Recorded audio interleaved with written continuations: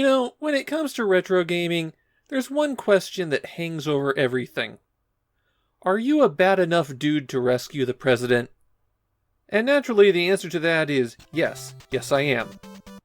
Dragon Ninja started out as a Data East arcade game, and it's one that I have quite a bit of fondness for, mainly due to being able to one-credit it back in the day.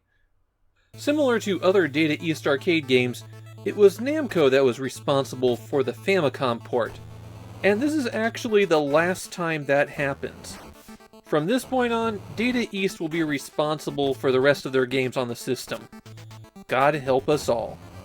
In this game, the Dragon Ninja organization has kidnapped President Bush.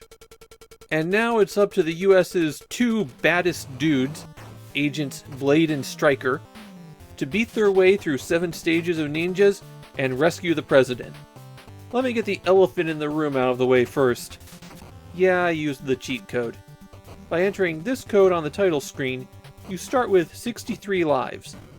I made it to the boss of the 4th stage without using the code, and then realized I would just be bouncing off the game for a while, and so I broke out the cheat code so that I could clear the whole thing in the time I had to record.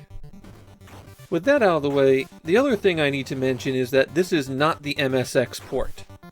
With how choppy the scrolling is, you'd think this was playing on a system that had no support for smooth scrolling. It also doesn't help that on the stages that have vertical scrolling, you'll reach the end of a horizontally scrolling segment, have to clear out all the enemies there, and then when you're standing in the right position, the screen will automatically scroll down for you. As you play, the B button attacks and the A button jumps. This was actually reversed in the US version for some reason. Your standard attack is a punch, but if you're walking and press backward and attack, you'll do a kick behind you. And you can also do a low kick or a low punch, and which one you perform while ducking is context sensitive. You can also pick up weapons that are dropped from certain enemies, and those will increase your reach and damage. The most important ability is that you can hold down the attack button to charge your punch. Then if you hit someone when you release the button, you destroy all of the enemies in that direction. It's a very useful ability when you consider that Dragon Ninja likes to throw multiple enemies stacked on top of each other at you. When you punch, you might be punching more than one person, but your regular attack only hits one person, and so the other one can keep going straight on through to get you. The weapons are also effective against this. While the Blue Ninja only take one blow to defeat, you have to hit the other ones multiple times. In particular, watch out for the guys dressed in black. They'll run in and throw a projectile at you. You can knock these projectiles out of the air though. The shuriken become a real problem because they have 3 levels of attack, and one of them doesn't go over your head or get hit when you crouch attack. They also throw caltrops, and you have to use a low kick to get rid of those. The red ninja drop an item when they're defeated, soda will restore some of your health, and the clock gives you a bit more time to complete the stage. There are 2 weapons you can collect, a knife and a set of nunchaku. They both do extra damage, but the nunchaku give you a lot more reach. Most stages are divided up into 2 levels, and you can leap between them by pressing in that direction and hitting jump. Some, but not all, enemies are able to do this too. And this is an issue because they're invulnerable while transitioning between layers. So if you time your punch a little bit too early, you won't hit them even though you connected. And for some of those enemies, they'll immediately go into another attack state, and so if you're not attacking yourself in the appropriate spot, they'll hit you as soon as they land. The swordsmen are the major enemies that don't switch levels. They'll jump when they get close to you, and always come down where you were standing, so it's pretty easy to avoid those. The bosses in Dragon Ninja are not great.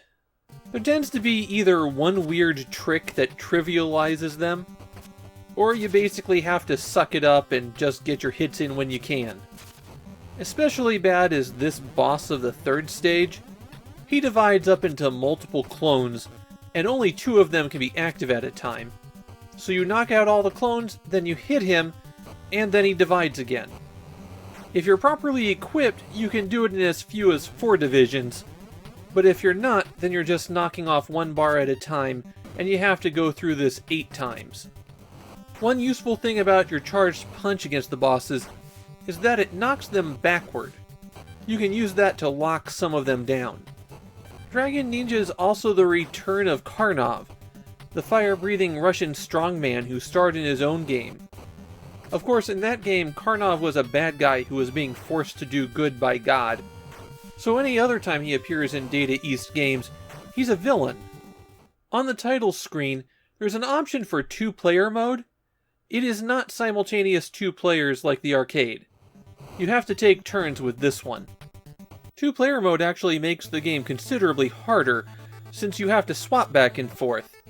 Normally, when you die, you just drop back in where you are, while in 2-player mode, switching out means that you're going to lose some progress. The game gives you the choice of 2 characters when you start out.